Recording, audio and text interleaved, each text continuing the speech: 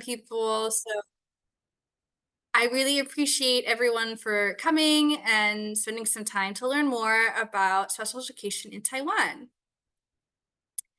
Tyler, can you go to the next slide, please? So today, I'll do a brief opening and then each speaker will briefly introduce themselves. Then we have a set of prepared questions that speakers will take turns answering. We'll have a 10-minute break, and then the last 30 minutes will be for audience Q&A. Some people have sent some questions in already, so we'll use those, but also we can open up microphones in the chat for anyone who is curious and has questions for our speakers. Next. So something our group likes to do for all of our events is just to do a land acknowledgement.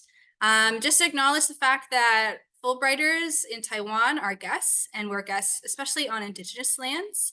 And we wanted to take a moment to recognize the 16 officially recognized tribes, and that they all have their own distinct culture, language, customs, and also that there are many more tribes that exist who aren't currently recognized by the government. And we encourage people to recognize these struggles and to be in solidarity with these people in Taiwan, in the US, and around the world. And anyone who's interested in learning more about these tribes in Taiwan, we encourage you to visit this website here to learn more, especially if you are teaching and working in some of these areas. Next. So if you're curious who DEI is, we are the group putting on this event. We are a group that's been around for about only 2.5 years, and we're a group of Fulbright teachers. And we hold different events. We make teaching resources. We do fundraisers to connect with the local community, to help people incorporate more DEI in their classroom, to learn more about Taiwan in general. And so this is one of these events that we are holding. Also, we want to acknowledge and thank FSC, Foundation for Scholarly Exchange. They helped us with this Zoom. They gave us financial support with this event and many other events. So I just wanted to express our gratitude towards this program. Next. And lastly, I wanted to thank our two awesome translators for this event, Eric and Kenny. Eric is a student studying in Taiwan, and Kenny is one of our coordinators here in Kaohsiung. So I just really wanted to express how grateful I am for their willingness to help us with this event and with translating. So now we will be moving on to the self-introductions with all of our speakers. So speakers, if you see your name, you can introduce yourself in English or in Chinese. And then once you are done, you can say to move next, and Tyler will go on to the next speaker. Okay, and first up we have Jane. Hi. And I first want to give Jane a huge shout out. She has helped so much with this event, and I am very, very grateful for her. So thank you, Jane, and go ahead, please introduce yourself to everyone. Hi, 你好, my name is Zhongcai Zhen. You can also call me Jane. And I'm currently on a Fulbright grant teaching at Western Kentucky University. So this is a university in the United States and also in the States called Kentucky.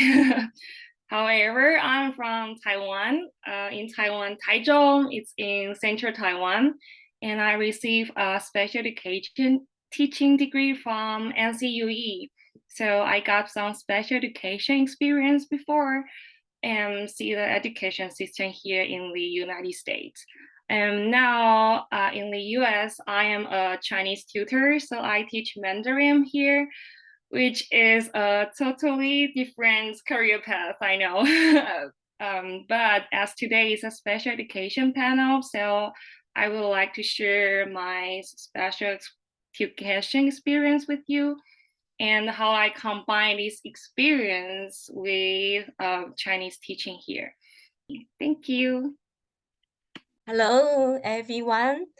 My name is Sophia. I'm a special education teacher in a resource classroom. I'm working in an elementary school in Taipei. I haven't been here in my classroom for 25 years. 2 years I left to the United States to get my master's degree in the special education. Actually, I'm not from the traditional college of education. I graduated from Zhengzhi University in, my major was Arabic. I even went to the Middle East to study. And in 1997, it seems I'm quite old. 1996, I took teachers training program and then become a special aid teacher. And from that time, I work until now. It's almost, when I count it, it's 25 years. In 2011, I left without pay for 2 years. I went to the Southern Illinois University of Edwardsville to study. So I got lots of experience there. I saw the differences between Taiwan and the United States, but that was 10 years ago.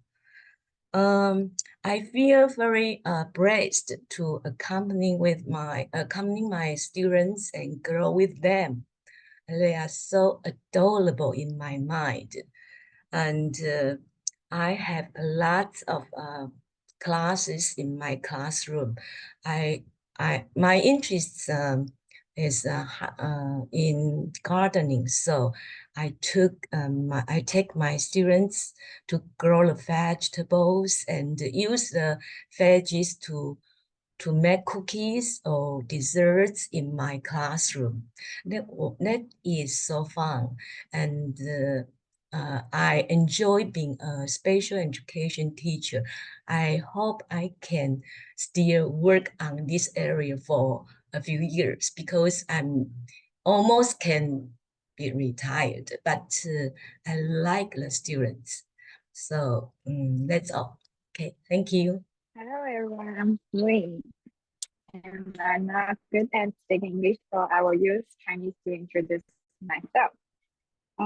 我是跟彩珍一样，我毕业于彰化师范大学特教系，然后目前任教于高雄市立高雄特教学校，然后目前是一名初任教师。那特教学校有别于一般的职业学校的特教班，程度落在中重度的学生，那跟之前我大学所接触到的学生类型会比较不太一样，所以目前也还在熟悉跟适应中，然后每天都有需要面对的挑战，那我也会尽我所能的回答大家的问题，谢谢。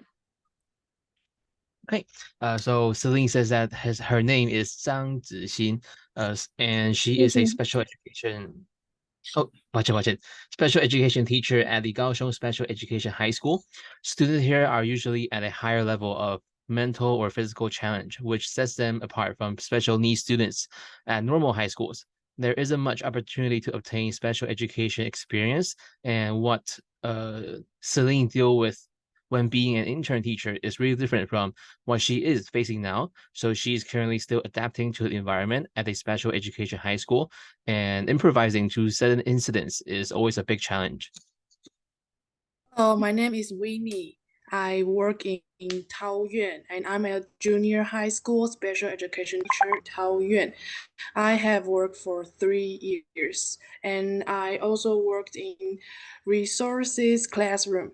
Hey, 然后sorry, I have to speak Chinese now.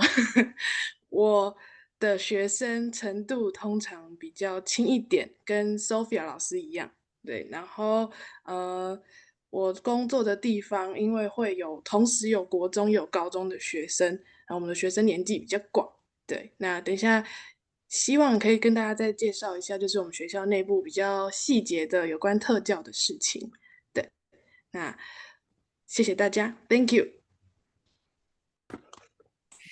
So for Winnie, her school is kind of like Sophia's school, but they have the age from 13 years old to it's like junior high to senior high.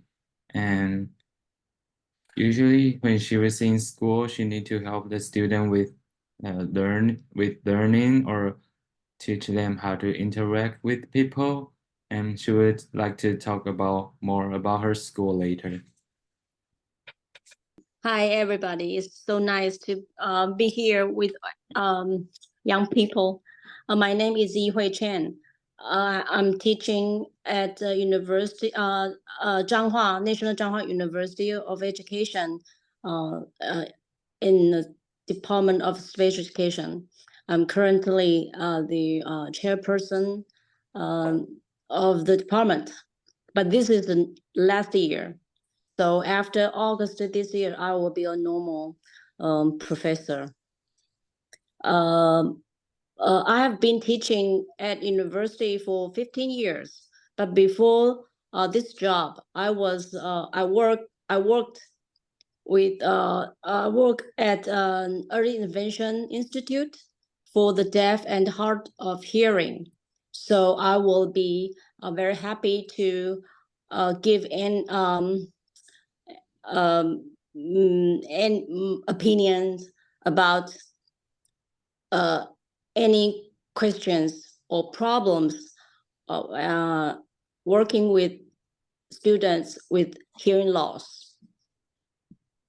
Great. Thank you everyone so much for introducing yourselves.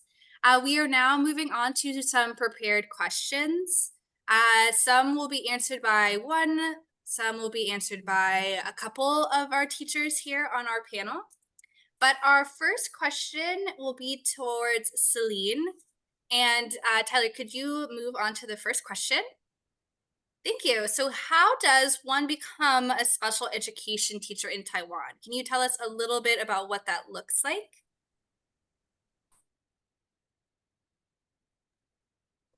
Hảo，那在台湾要成为一位合格的特教老师呢，会经过3个阶段的训练。第一个是在3个阶段，那第一个是在大学时期的训练，那第二个是在实习的时候，那最后一个就是求职的准备。那大学的阶段呢，我们会去修特教的学分，也会去修教育学程。那特教的学程里面呢，会教导你怎么去教程度比较轻的学生，也会教你怎么去教程度比较重的。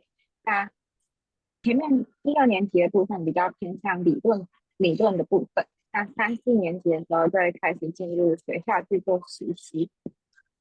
那在教育学程部分，因为现在台湾会有一些融合教育的部分，所以呢，在教育学程的部分也会去了解一些基本的教育，心理学、教育、社会学之外，也可以去参与一些补教的，去了解一下补教的东西，让特教跟补教可以更有效的结合。那另外一个部分是在大学毕业前，我们会考一个叫教师检定，那通过了之后呢，就可以去进入第2阶段实习的部分。那实习的部分有分3个，那就是导师实习、行政实习，还有教学实习。那这3个部分呢，都要去通过的话，你就可以取得你的教师证。对，那教师证要拿到之前，我们还不好意思，我先针对大学这边先翻一段 ，OK 吗？可以。Okay, so Celine says that there will be three steps to become a special education educator in Taiwan, which is during your school phase at college or at your graduate school. Second will be your internship, and third will be your job hunting area. So for college, usually when you study for special education, you will need to require special education credits and also obtain a special education learning certificate. So during your freshman and sophomore year, you'll be mostly focusing on theories and practices.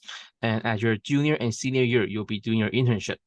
And for the special education certificate, it will be focusing on more theories that are related to psychology, sociology, and also makeup learning. Okay, 好，and 好，那可以继续了。好，那这三个部分我们分别都会去学习到怎么进行，在导师实习的部分会了解到怎么那个经营你的班级，在行政的部分会了解到学校教务处各处室在做的事情有哪些，然后还有跟特教组的行政业务有什么。那第三个部分是教学时期，就是去磨练你自己的教学能力，还有洞悉学生的需求的怎么去做课程调整这样子。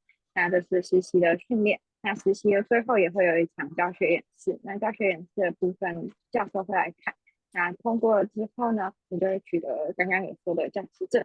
那教师证拿到之后，就会进入第三阶段，那就是去考教师甄试，有点像是一般工作人员，那个一般公司在公司工作的时候，你也要去求职递履历的那种感觉。那在教师甄试的时候，就有分全国的，还有县市的。那如果你考上教师甄试的话，你就是一个正式，就是国家认可的正式老师。那是因为这个正式老师的缺额，其实在台湾目前蛮少的。那很多人也会往代理的缺额去走。那代理的缺额也会有，就是由每一间学校额外开出来的名额，然后你就可以去考试。那考上了，你也会是一位老师。那这个部分就是如何成为一个在台湾如何成为一个特教老师的一个历程。差不多就这样，谢谢。Okay, so moving on to the intern part. So the intern part will also be 3 sections as well. First, you'll be learning how to be a homeroom teacher. Second, you'll be learning about the administrative details. And third, will be refining your teaching skills. So for homeroom teacher internship, you'll be mostly focusing on your classroom management, trying to keep your class behaved. And for administrative intern, you'll be learning about what the business is for the consulting office and how to be a special education director. And for their learning phase, it will be refining your teaching skills. You'll be refining your lesson plans and also thinking of innovative lesson plans. So by the end of the internship, there will be a demo teaching and professors will be observing your demo. And then if you pass, then you'll be able to obtain this teaching certificate, meaning that you'll be able to apply for teacher jobs. So this will move on to the third part, which is job hunting. So being an education teacher, you'll need a teaching certificate, as mentioned earlier. And for teachers, they attend nationwide interviews. So nationwide interviews, these are for formal teachers, but formal teacher, they actually don't have much vacancies. So it's pretty hard to become a formal teacher. So a lot of people will also consider being either a substitute teacher or a formal teacher, meaning that they are still having a year contract, but still they don't have as much benefit as a formal teacher. So, but either way, either you are a formal, sub-formal, or substitute teacher, you are all a teacher if you end up passing the interview and the test. So this is basically the process of being a special education educator in Taiwan. Great, thank you so much, Celine. Next will be Jane to explain more about what her internship process was like, give a little bit more context to what settings, some potential placements, and what all that looks like. Okay, so based on my experience, we had 2 mandatory internships. One is during your bachelor, and next. So during this one, your institution will find intern schools for you. It will be 1 semester per intern school and 4 hours per week, and you have a lots of different kind of school options, and I will talk about this later. The other one is after you graduate, and next, yeah, and this one you have to find intern school by yourself, and it will be around 6 months, 8 hours per day, so it will be like full job, so you can really experience how a teacher's life look like during this one. And this will mainly focus on one certain mankind, and I think that's what Celine talked about. Okay, next. So during my bachelor time, these are the schools I went before. So you can see we went to different kind of special education school, for example, visual impairment school, hearing loss, and special school. And special schools is a school mainly for like severe intellectual disability students. And other than that, we also went to junior high schools in their resource class or talents class. Okay, next.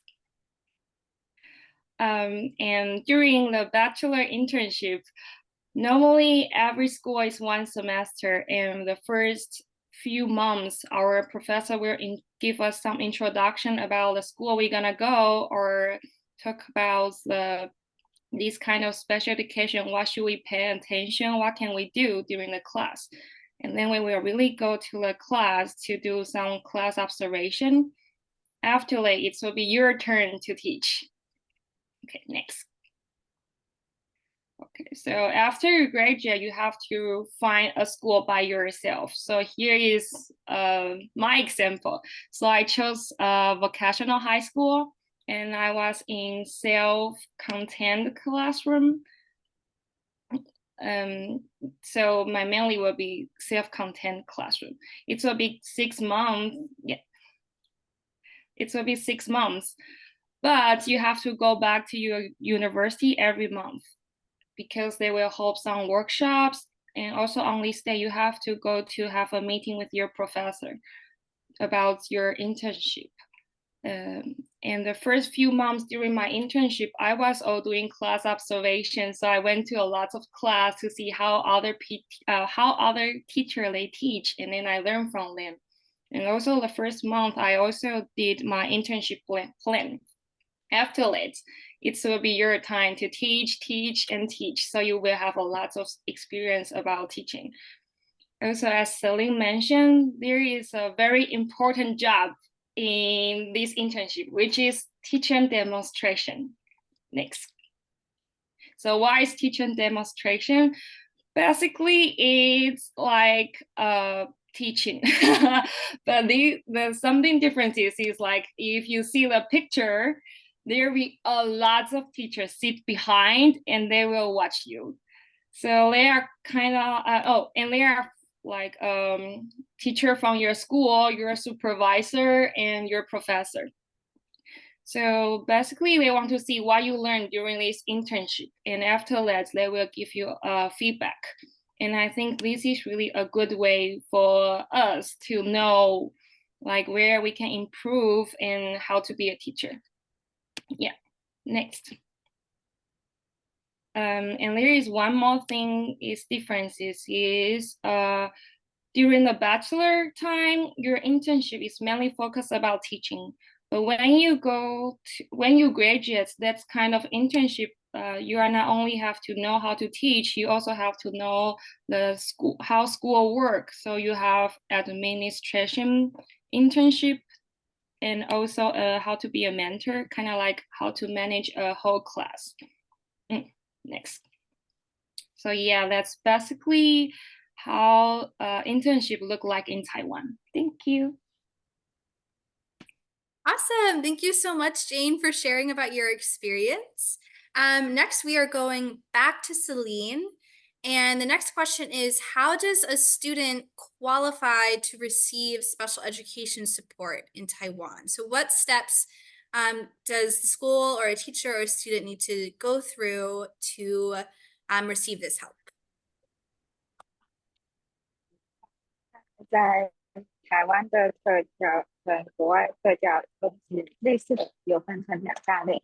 第一类是身障组，第二类是资优组。那其实身障里面又分成13个类别，那资优里面又分成6大类别。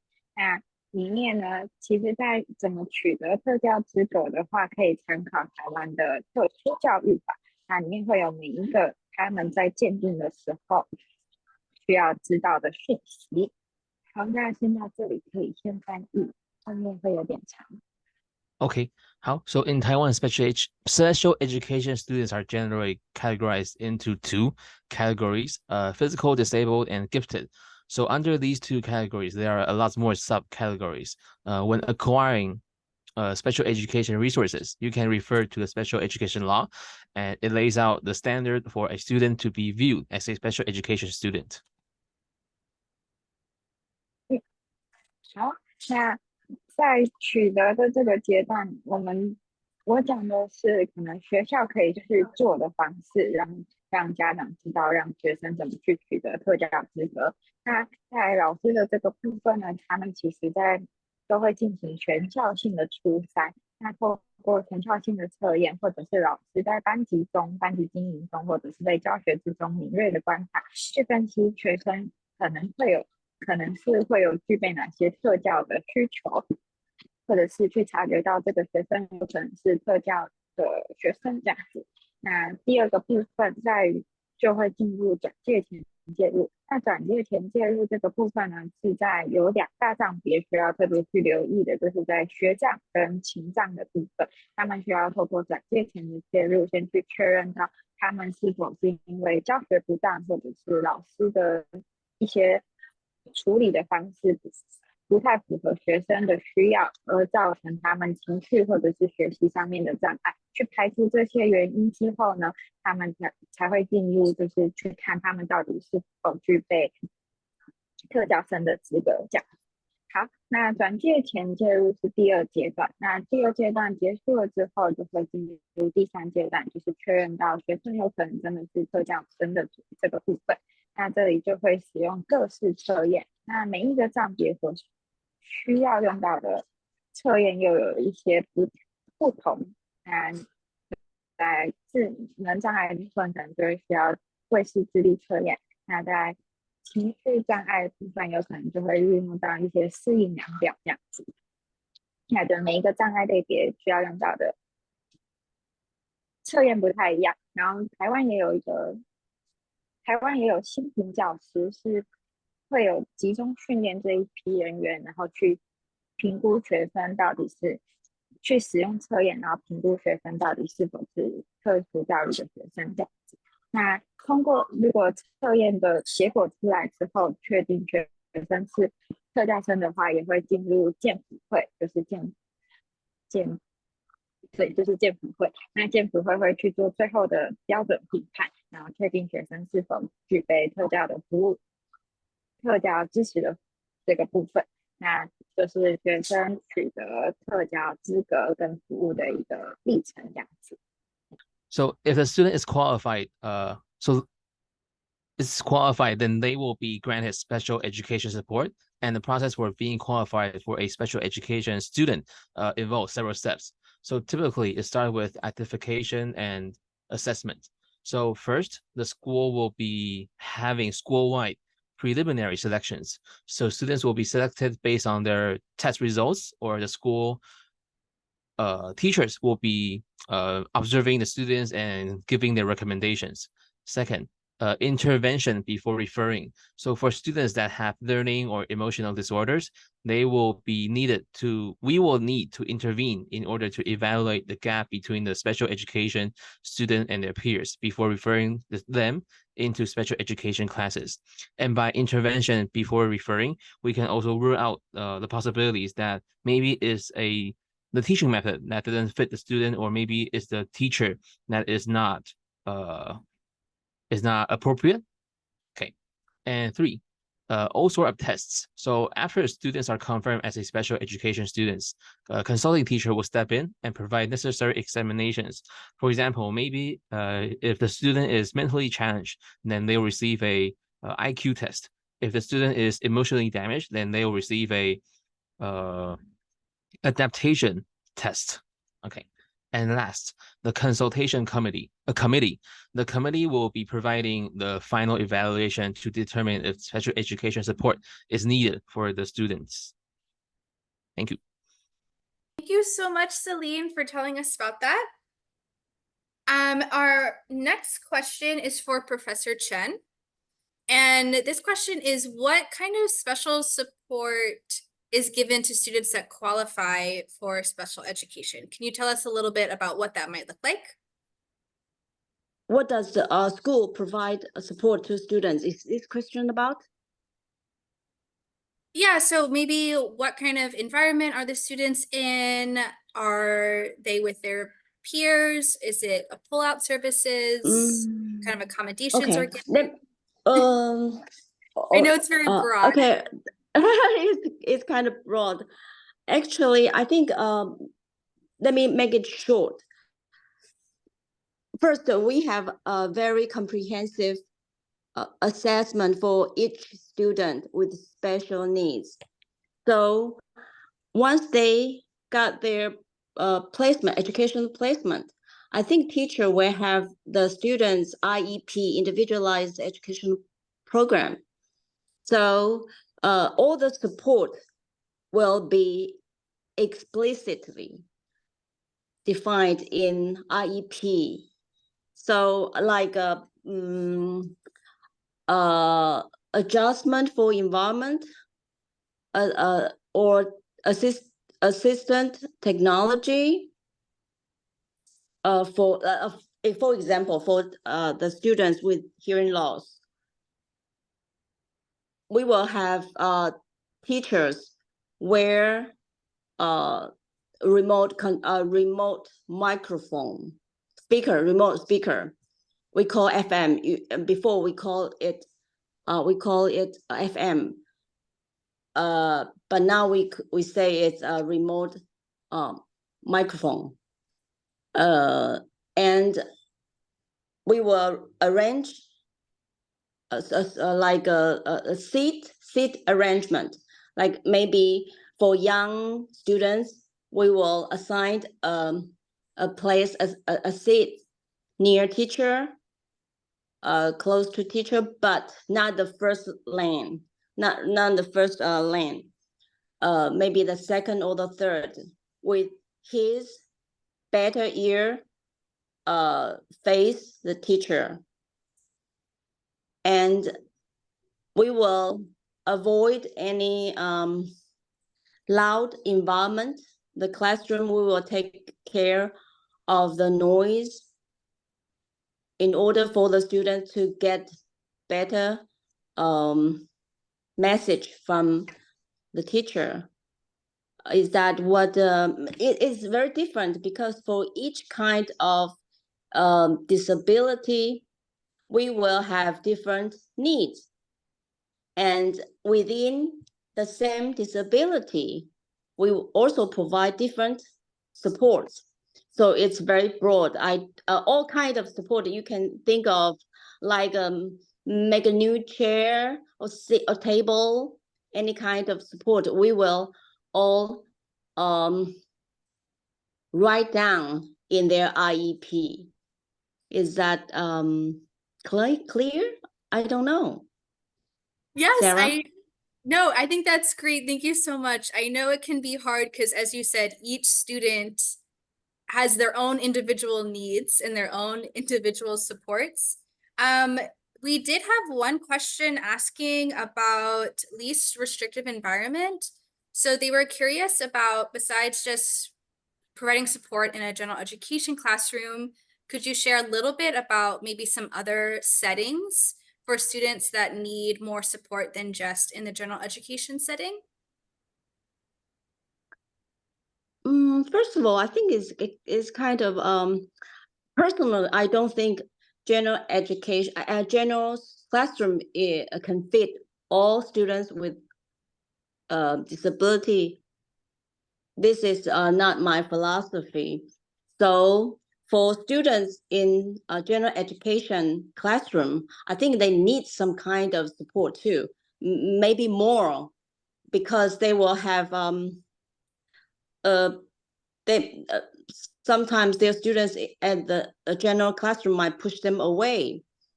So they prefer go to resource classroom or special classroom. This is often happening, I think. So which student needs more support?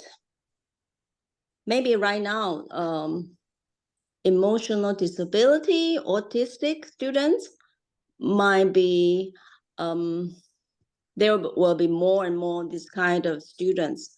And we need specific technology or specific professional knowledge like positive support, or we can say ABA technique, like something like this. So maybe Sarah, you can name one, like in special classroom. What kind of disability or special needs? I don't know if you brought the question, you might have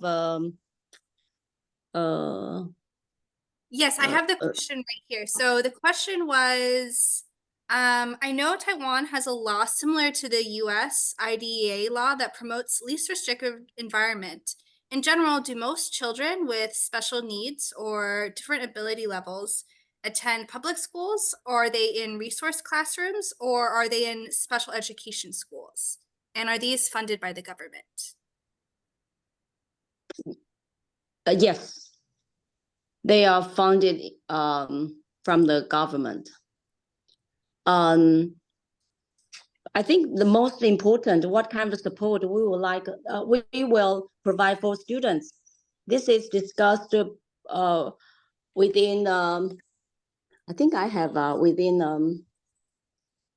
hold on. Special Education Students Identification and Educational Placement Committee. Because from the committee, they will make decision like what kind of placement the student should go and what kinds of support the student will receive from school.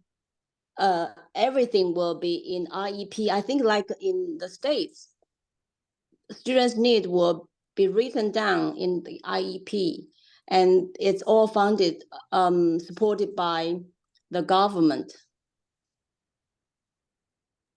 Okay, great. That, I think, it covers everything. Thank you so much, Professor Chen.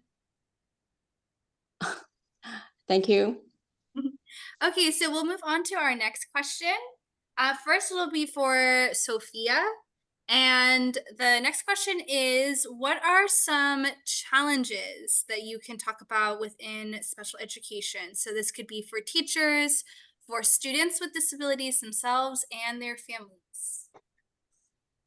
I would like to talk it from the elementary school teacher's perspective, because maybe in the elementary school, junior high, senior high, colleges, all are quite different.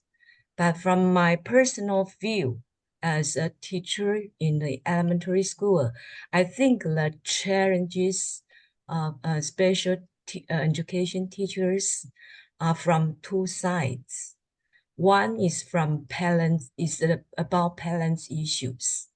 The first one is parents unable to truly accept the child's disorder. Right now, the children are getting less and less. Every child is the most precious treasure for parents. I still see some parents cannot truly accept the child's disability from the heart.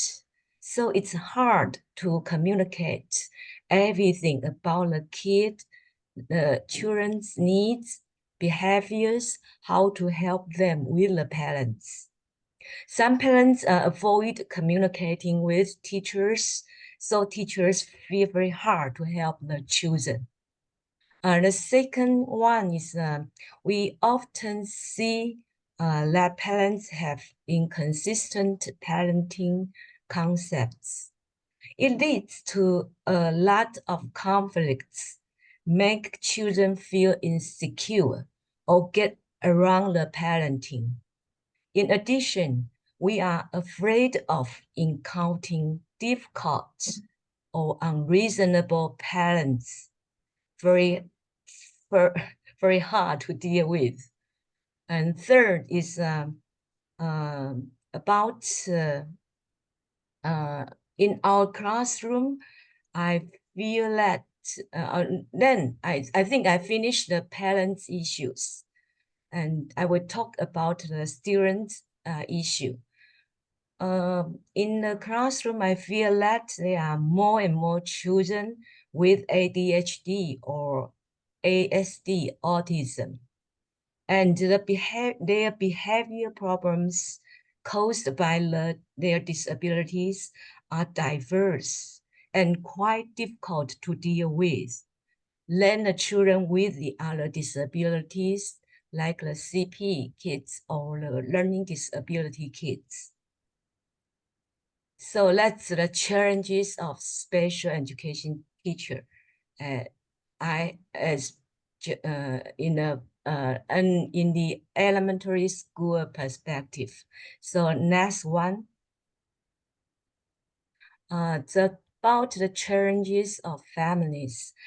I think as same as us teachers, some children with ADHD and ASD, their behavior problems make parents feel exhausted. Nowadays, both parents have to work, and it's very hard to consistently deal with children's behaviors. Second, I think some families still feel it's kind of shameful to have children with disabilities, and a little they are kind of close themselves from outside world. They aren't able to seek some resources to help their children. Right now, the resources are a lot and in public. It's very convenient for the family to find them. Third, I think in the elementary, it's about the parents' attitude. Just the same topic.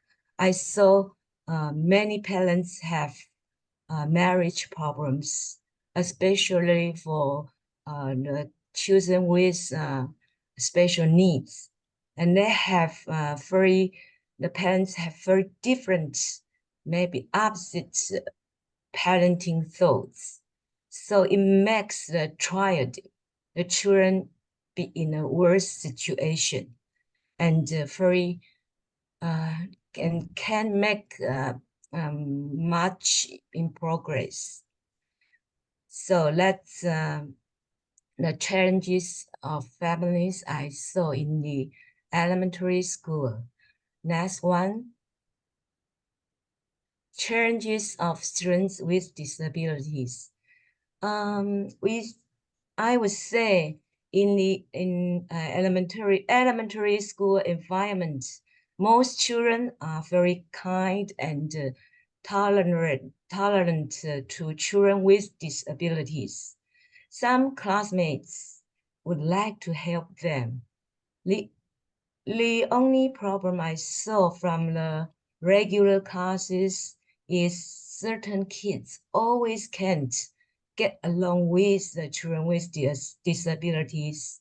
For example, we in the pictures, like these two students, they are all having the autism problems, and their classmates always, especially the kids with ADHD or some naughty kids, they always can get along with children with autism and make conflicts.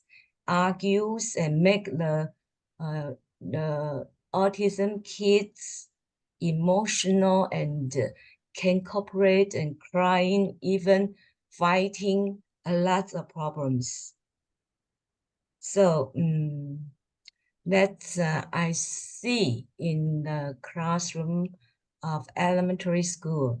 And for some, I think for some students with learning disabilities, I would like to say that they lack of evidence, and it's getting worse and worse for them to get along with classmates, and they feel they lack of the confidence, and for long term they become very very bad in the classroom, bad behaviors or bad emotions sometimes. So that's I see from the spots of elementary school classroom. Thank you. Thanks so much, Sophia, for sharing your insightful comments and experiences. I also wanted to open this up back to Dr. Chen. Tyler, if you could just go back to question 5. Dr. Chen, did you have any other challenges that you've noticed from your students or that you personally have seen that either students or families or special education teachers tend to commonly face? Yes, I think almost all the teachers will face problems with parents. I think teacher and parents communication between teachers and the parents are one of the main challenges facing to our special education teachers. Like later we might discuss concerning referral. Some students really they need special education, but parents won't want them to be identified. And even so the other way, when we facing our students with special needs and we give advices for parents, but parents will have like I don't want to say excuses, but they might not have time to be with their children. They might they just let it go. So this is first with parents is challenges some special education teachers will face. And but with students, but the challenges that students with disability include, like they might be pushed away by their class. Let me, I think I speak in Chinese. I think I need some translation. I want to make clear that this question is about 特殊教育的特殊教育老师所面临的挑战，对吧？还有就是特殊教育学生所面临的挑战和家庭所面临的挑战。我想要先 make sure 这个问题是这样子吗？ Okay. So Professor Chen want to ask that. So for this question, are we focus on the family and students? Like what kind of challenge will the family and the student have? Is it 我可以我可以说先说现在我们特殊教育老师 special education teachers 面对的最大的问题应该是现在的学生students 非常多元，他们的 background 很多元，就像刚才 Sophia 老师讲的，基本上学生很多元，然后老师的 training 有的时候没有办法去面对家庭的问题，这是老师所面临的挑战啊，这是第一个是老师面临的挑战是跟家庭有关，再来就是自己的专业知能，因为现在的学生多元，他们来自不同的家庭，特别是那些情绪问题跟自闭症应该是情绪问题的孩子啊，因为情绪问题的孩子基本上还有学障的。学障的孩子，基本上他们的多元性更广泛，所以这个我们政府才会有所谓的辅导团给予协助，还有现在我觉得很棒的就是社群就会有小的 group， 老师之间会讨论怎么样处理孩子的问题，或者是普特融合。我觉得我们在专业领域，我们在学校也许学习不到 ，but 进入到学校端，老师面对的问题，事实上来自于很多问题是用共同来讨论的。那这些问题是我现在讲，可能会不一定是 cover everything， 但是主要问题，我想还是来自于家庭，还有学生的多元性。那老师的专业知识如果赶不及，那就必须要用团体的讨论来面对。那以上。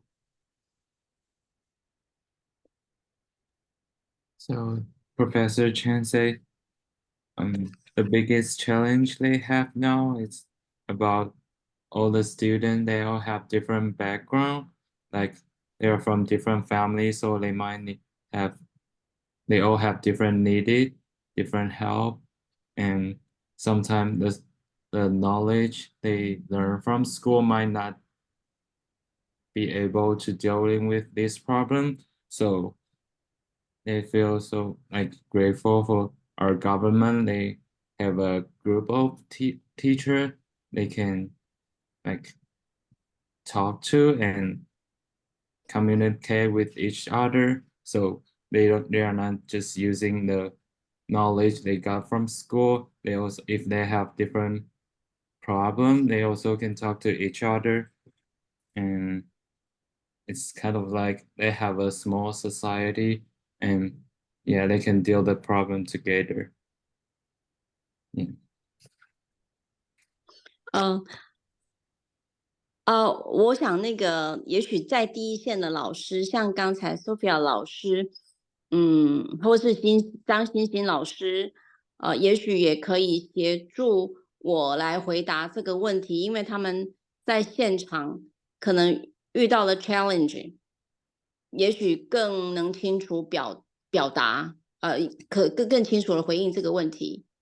Professor Chan say maybe Sophia and Celine can also like answer this kind of question because they're like the teacher and they face the students and family too. Okay, I will try to say something more. I think I agree with the professor's professor just said that about the diverse of the students and the families problems. That's I really truly experienced for so many years.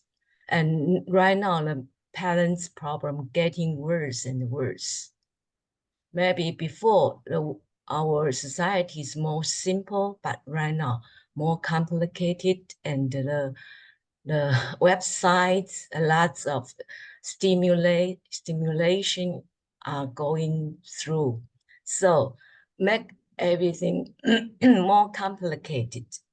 And for me, how I obtain the knowledge, yes, as the professor said, we have a lot of groups in lines, like our classmates as in the special aid programs, we always in the group and the area, like in Taipei, 大同区, Datong area, there is a teachers group, and Zhongzheng区, there is a teachers group. So we can throw the questions and some teachers will respond. So we have a lot of discussions in the websites, in the groups, website groups. And right now, the message is to educate the students with learning disability or the others or autism, emotion problems. We can get many resources from the websites, from the foreign websites, or if your English are good enough, you can read. If not, there's still lots in Taiwan. And some parents of the disability kids, they become the experts too. They can go take the kids to go to speech and to teach people, come to our school. We can invite parents, the experts to come to our schools to talk about the topics, how to deal with ASD or how to deal with emotional problems, and some psychologists. So schools still have a lot of trainings. And there is I think it's a regulation or a law, something, I'm not sure, but it is the regular classroom teachers has to obtain 3 or 5 hours special education credits every semester. That's because the students with disabilities are getting more complicated and more. I have been in this field for such long time, so I experienced different stages. In the first beginning, maybe all our students with academic studies problems, and we just teach and then we'll get progress. But right now, I feel the children with emotion problem, behavior problems are getting more, and more ADHDs and ASDs students. So very hard to deal with. And we need a parent's assistance and to very close to the parents. If the relationship between students and the teachers, the parents and teachers, the students will make big progress. If not, I won't. If not, of course, as we can see, we're getting worse. I saw lots of cases in the school, so that's something I ate faces topic. Okay, thank you. Great. Thank you so much, Sophia, for adding some more information. So everyone, we will now take about a 10-minute break. So please feel free to take a stretch, use the restroom, grab some water, grab a snack, and then please return at 7:18, and then we will continue with the set of prepared questions. Thank you, everyone. Okay, hello, everyone. I hope you enjoyed the nice break. We are going to continue with our set of questions. So question 6, maybe we can start with Winnie for this question. So this question 6 is asking if you have any experiences or memories that stick out to you, or anything that you would like to celebrate from your experience being a special education teacher. So Winnie, can you start, please? OK，好，之前曾经带过一位听障学生，然后那个经验让我蛮印象深刻，因为我带他去参加了听障的朗读比赛。对，然后我等一下分成就是报名前、报名后跟比赛他自己的分成这3段，然后再麻烦老师帮我翻译一下，谢谢。对，那报名前段时间他知道这个比赛的时候，他其实没有放在心上，因为他没有想过他会去参加这个。虽然这个朗读比赛是为听障者所举办的，但他觉得他自己因为一些发音的问题，因为他是极重度听障者，虽然他的口语沟通是可以跟日常生活是没问题的，但是他仍然很害怕站到台前去跟其他同学去做朗读比赛的这个的动作，因为他觉得他的口齿不够清晰。但是那时候他妈妈，然后还有我，他的各管老师，然后导师都一直鼓励他，所以他后来还是鼓起勇气去报了名。对，好，那麻烦老师先帮我翻译一下，谢谢。So Winnie say she had a student with hearing problem, and there was one time because Winnie and the student's parents and the homeroom teacher encouraged him to join a reading competition for the student. They have hearing disabilities, and she will provide this experience in 3 parts. The first part is about the student knew this competition, but he didn't really want to join the competition because he think his pronunciation is not good enough to join the reading competition. Even he can still like communicate with his classmate, but after their encouragement, he went to join the reading competition.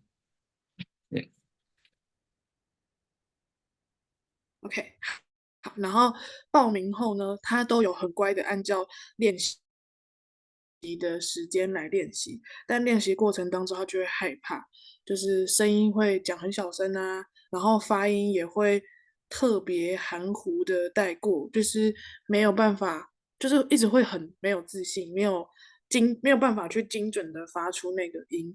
那这个过程当中，我有把他的练习成果录音还有录影下来，然后一次次的让他自己去做比较，然后也慢慢的从刚报名1个月，刚报名，然后非常紧张，讲话很小声，到上台前他可以勇敢的站上去，然后有自信的讲完这段话，这个转变对我们周遭所有人还有他自己而言都是非常大的。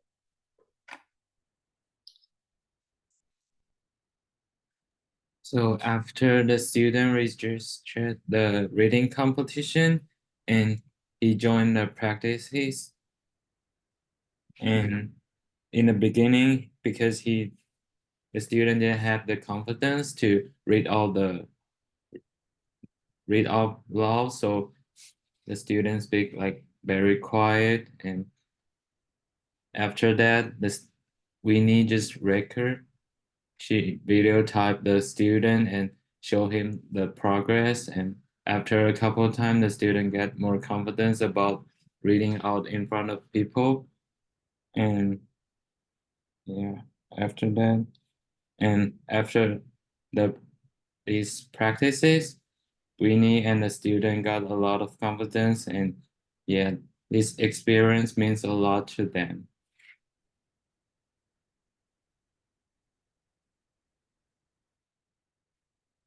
然后，到了比赛当天，学生当然也很紧张，但是他比起刚报名的时候是已经稳定很多。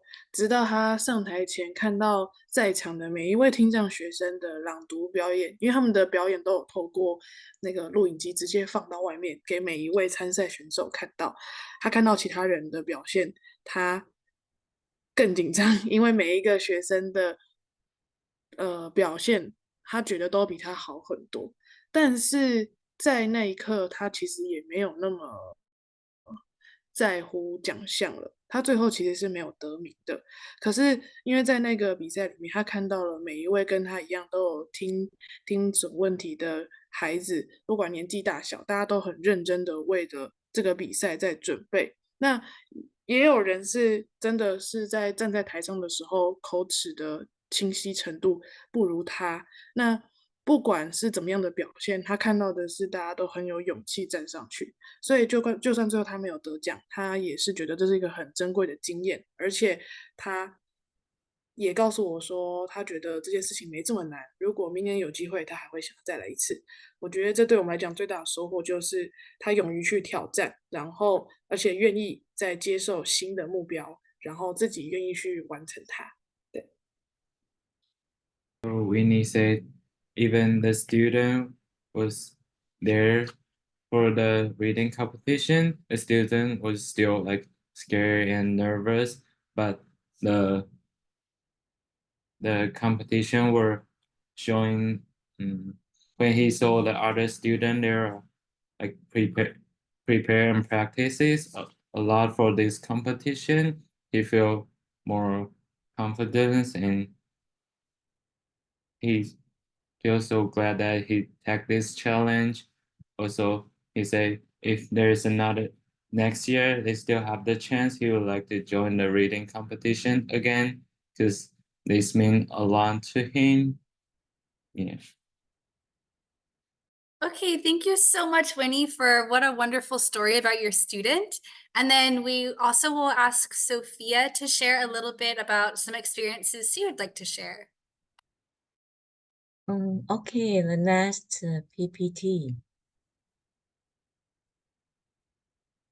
Okay, yes.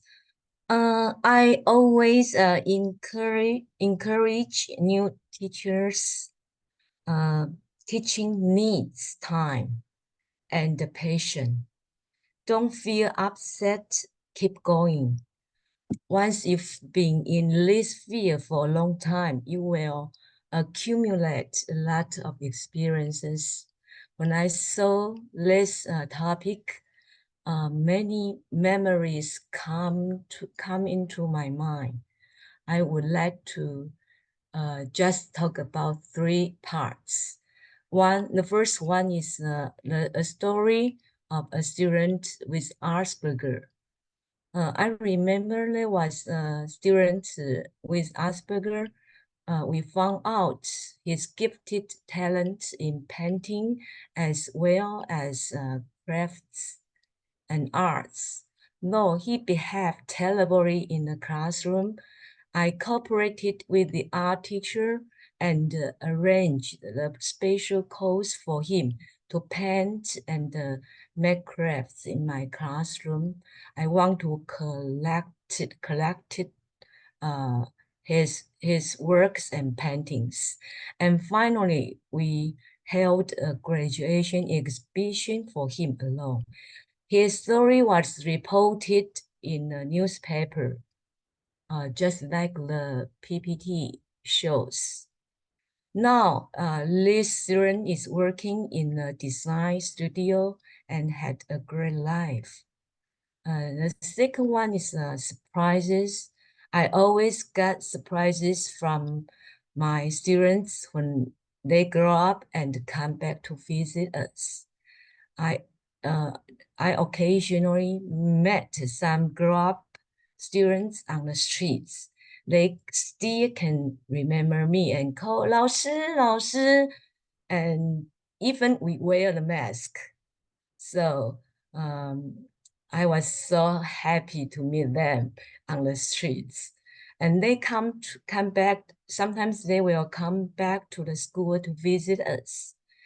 That was also big surprises. Some of them look great and married or had children or had good jobs. That always makes me feel joyful. Third is about the children learn skills from my classroom, and then it helps their career in the future. I have the cooking classes for more than 16 years. I wanted to help to create the environment for students to learn skills. Some students, they attend cooking schools or departments and then work in restaurants, bakeries, or cafes. It is so nice for them to find a way out. So I think let's we talk about the multiple intelligence，就是多元智慧。I think our students have another abilities to do something, though they have the disabilities. Okay, that's my sharing. Thank you. Thank you, Sophia. That was so lovely to hear about all your great experiences with your students. I think these are some pictures from Sophia's cooking classes and her gardening class. Oh, so lovely. Yes, there are some pictures I choose from, lots of pictures I choose them to show off you that what we grow in the garden, our vegetables look like we are professional farmers. And some cook later you will see some cookies, desserts we made in the classroom. That was so wonderful. Okay. Thanks, Sophia. So moving on to the next question, Jane we're curious, how can you use special education practices or lessons in other teaching settings? And specifically, Jane will share about her experiences with Chinese language teaching. So next page, thank you. Okay, so these 4 elements are what I mainly use for special education, like during bachelor, what I learned. So first is see the students' need, make individual adjustments, structure classes, and create authentic material. So next page. As a special education, they always told us you have to see a different students' need because they are students who need different way, right? But right now in my class, I also find it's very important because every student, they have different personality, they have different level about like learning Chinese. So this is also the thing I firstly will do in my class. Next one. And after I will do an individual adjustment. So for example, for the higher level students, in my tutor, I will not only give them the normal practice, I will also let them do some practice like this. It's an open-ended question. So they have not only have to know how to use the Chinese grammar, they also have to know how to use them for different questions. Next. Thank you. So for those students who kind of cannot really catch up for the professor saying during my tutor time, my main focus for them will be understand the textbook. So for example, this is the chapter about a person's diary. So I will give these my students some visual cue. So I will write down the time and then ask him to find the answer by the text and then tell me what the person will do during this time. So after this practice, this student will know more about the text meaning. And after that, we can move on for more practice. So different students, they have different mission in my tutor. Okay, next. And another element for special education structure class. So every week, I will also have a review class for the whole class. So it's not like a tutor one-on-one, it will be like 12 students. So normally I will base on their homework and see what's the major mistake everybody will make. And then I will make a table like this so that they can compare together. And then I will explain again. And by these templates, they can practice again and practice again. So this is also the good way I learn from special education. The next one. Another one is authentic material, because for special children, normally it's really hard for them if they learn one kind of learning from the classroom and then went into it's really hard for them to transfer in the real life. So we always have to give them a lot of authentic material or authentic situation for them to learn.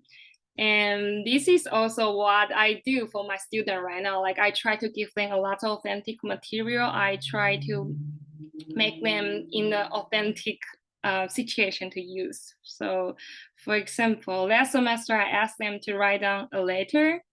Next one, next page. Yeah. And next. Yeah. So last semester I asked them to write a letter, and if you see clearly all these envelopes, they are actually from Taiwan. Next. So this envelope I brought from Taiwan, so they will have really to know how to write a letter. So they will, by this one, they will also learn how to, where is the place they should write a receiver's name, and they can also learn some easy Chinese from the envelope. And after they write a letter, they will give this letter to a teacher. Next page. So this is what they write, and I was really proud because they really use what they learned, and I think it's really a good way for them to not only from the class, but also use what they learned. Next. So yeah, these are the 4 elements I think mainly are found for special education and I use right now. Thank you. Thank you so much, Jane. That was so wonderful to see how special education practices can be used in a variety of teaching settings. Thank you. Okay, and then our last set of questions, which ties us into some Q&As because we had some questions from the audience, but what advice do you have for foreign English teachers who might have a student or a couple students in their classes with disabilities? So first, maybe Winnie, could you give some advice for any teachers that might have students like this? OK，好，我会想给的 advice 大概有3个。第一个是先了解学生的 special needs，就是先可能透过他的teacher 或是 parents 去了解他的 special needs 之后，还有一些 backgrounds 的部分，像是他的个性或是他的家庭，先了解他的需要帮助的地方在哪里，然后再来第二个是根据他的状况随时调整学习任务，比如说课堂上的学习单或是作业，可能先看学生今天的状况，再适时的去改变呈现方式，或者是减少量，或是分解步骤，让他可以用不同的可以用他比较擅长的方式去完成，而不是就是大家都一样。然后一方面也要帮他建立信心，然后给他成功的机会。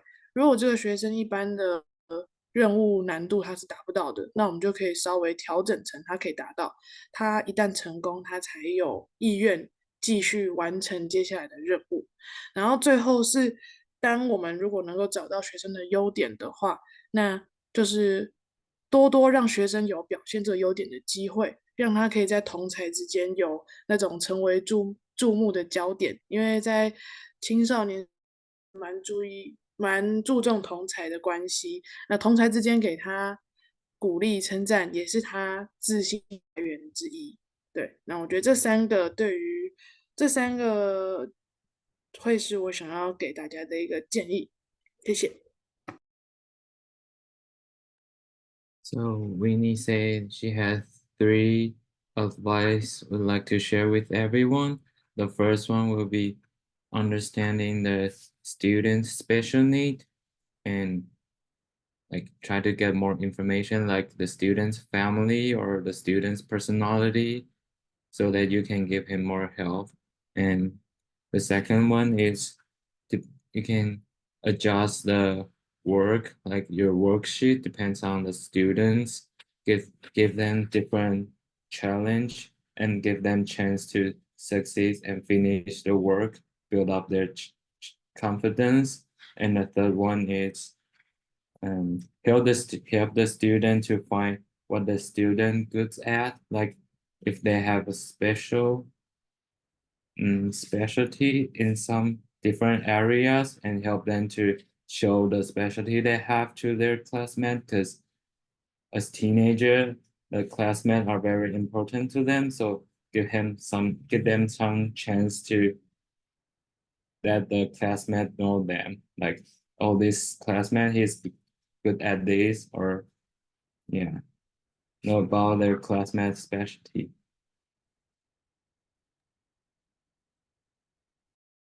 Great. Thank you so much, Winnie, for those 3 great pieces of advice.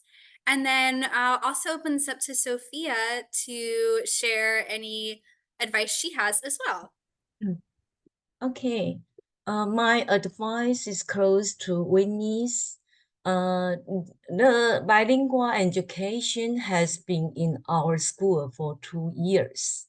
So there is a teacher from Fulbright works in our school. The first year, I invited the teacher to join my cooking class, and then we cooperated in the class for 1.5 years. I found some benefits of my students they got, and they are getting not so shy to interact with a foreign teacher and learn the English names of some cooking ingredients and simple sentences. I would like to give 3 advice. The first one is to understand the backgrounds of children with special needs from your co-workers or special aid teachers. Families, environment, and past experiences have a great impact on the children. So better to ask your colleagues to understand their backgrounds. For a foreign teacher, I would like to say cultural differences should be considered too.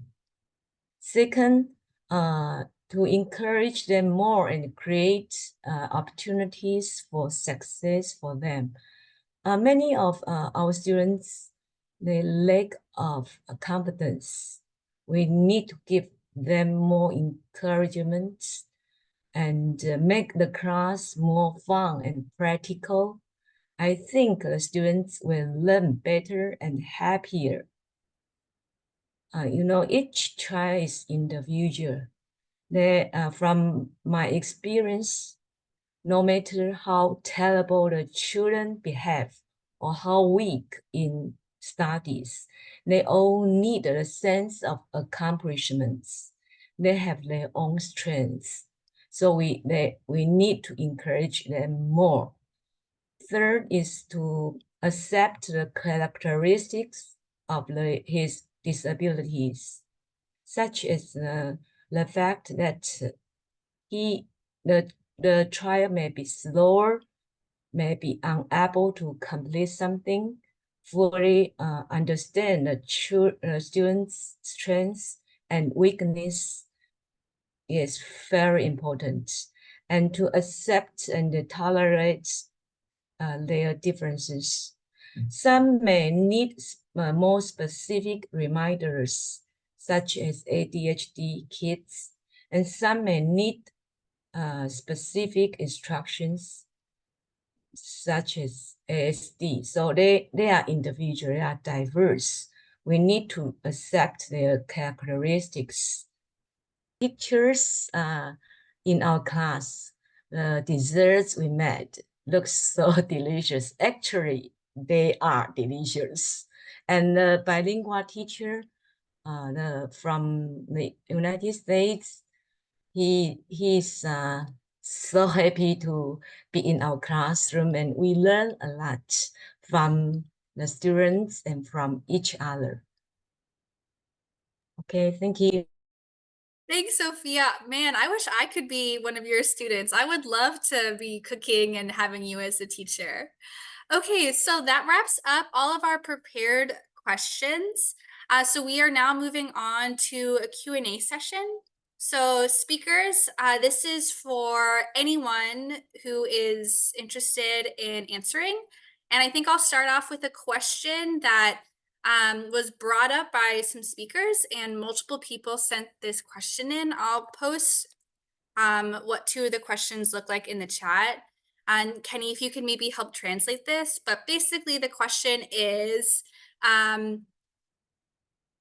parents sometimes have difficulties accepting that their students have a disability, and sometimes refuse to have their student be given a diagnosis. And so do you have any advice or thoughts on how to still support these students in a class, or how you have seen what has been successful to help these students? So this is open to any speakers, but Kenny, can you translate first?好，各位讲者好，那我们接下来是 Q&A 的环节。那 Q&A 的话就是会有问题，然后这边有几个已经先观众们他们填表扬的时候先预填的问题，那有想回答的讲者都可以说。那这边我们聊天室的第一个问题是说，他问说，我们如果是还没有被诊断说需要特殊帮助的学生，该怎么寻求帮助？我们支持他们最好的方式是什么呢？如果说他们的监护人并不是那么积极的在帮他们找寻，就是被鉴定是需要特殊关怀的学生。然后这个人会问这个问题的话，是因为还有一个类似的状况，他本身就也是在学校教书，然后他说他们有一个疑似有特教的学生，有特教需求的学生，然后他跟他的中师提起这个问题的时候，中师通常就是说，他的家长并不是想要帮他去做鉴定，所以他不是特教学生，所以我们真的不能提供他太多协助，大概是这样子。哦，好，我来试着回答这个问题。这个应该是看个别学校的处理方式。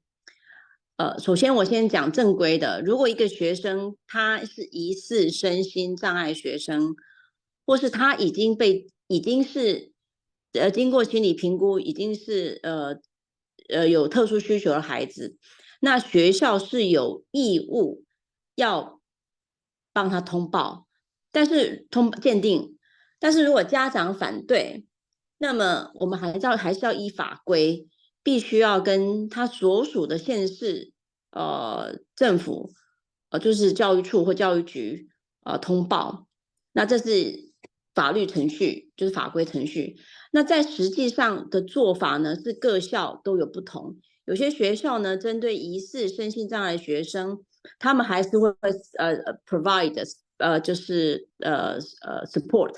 就是给予支持，那甚至说，也许课后辅导，他们也会有 after class tutor， 这个还是会有的。那有的学校就会比较 negative， 他也许就会真的就如同这个遇到这个问题的老师，学校端会回应他说，哦 ，I'm sorry，we don't have consent form from parents， 这个家长同意书没有啊，那我们不能做什么。那我想在台湾，这个是有法规面，学校该做的，还有就是实际上学校真的在 run 的情形是不同的。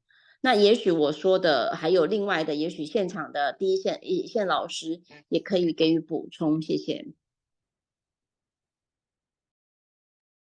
So Professor Chen says that there are two ways. There's like the way that the law suggests and what the reality is going on. So for legislative wise, there are laws that are saying that schools are obligated to evaluate and also report students that seems like special needs students. If the parent opposed school reporting, they still need to report to the Education Bureau. But in reality, it really depends on schools. So for some schools that are more positive, they will be offering help even though the student is not evaluated as a special needs student, and they might provide more support and then some after classes, a tutor, and other ways, but also although there might also be situations like the question mentioned, some schools are more negative. They might say, oh, we don't have the parents' consent, we cannot do much. So I think this is the difference between the law aspect and the reality aspect. And welcome for other speakers to also chime in. I would like to say something. I think the relationship between parents and teachers are very important in the school. If it needs time, sometimes we teachers keep a good relationship with the parents, and gradually the parents will agree to accept the evaluation or assessment. So that's the first one. And I would like to say there are still some assistance to help such kind of students. You know, there is辅导室, the counselor's office in the school. There are guidance counselors and 辅导人员, teachers, administration people, staff. They can help to have parents, tutors to help the students in studies, or volunteer parents to help the kids in the classroom. That's the second way. And in my experience, some schools in their area, there may be some community resources they can get. For example, in my school, before there is a 中心保全, the president's wife, she graduated from our school. She have a foundation for kids with problems. So we can report the kids to that organization, and they will accept them after schools to help them, to organize them in somewhere. So that place is like the second home of those kids. So that's the community resources. If it depends on areas, not every school have such kind of resources. So that's what I would like to add. So thank you. Thank you, Professor Chen, and thank you, Sophia, for providing those great answers. Are there any other speakers that would like to share? If not, we can move on to the next question. Another question that we received a lot was questions about peers and classmates. So I'll post two similar questions, but it's how do you deal with maybe other students bullying, or maybe treating students differently with disabilities? And do you have any advice on how to teach other students about disabilities, teach them how to support classmates with disabilities, and just kind of foster a more supportive environment in their classrooms to be more inclusive of all children? So again, open to anyone. Kenny, could you translate that question? Yes， 好，那接下来这个问题是，如果班上可能有一些同学对于特教的学生并不是那么的友善，可能像是霸凌啊，或者是对他们有差别待遇，想问一下各位讲者们有没有什么建议可以去指导、开导这些学生们，让他们对特教学生有比较一个正面的态度，或者是说可以怎么样让教室环境对特教学生比较友善？对于霸凌这个问题，就是要怎么去改变那个班级的氛围？其实学校都可以做一个叫做特教宣导。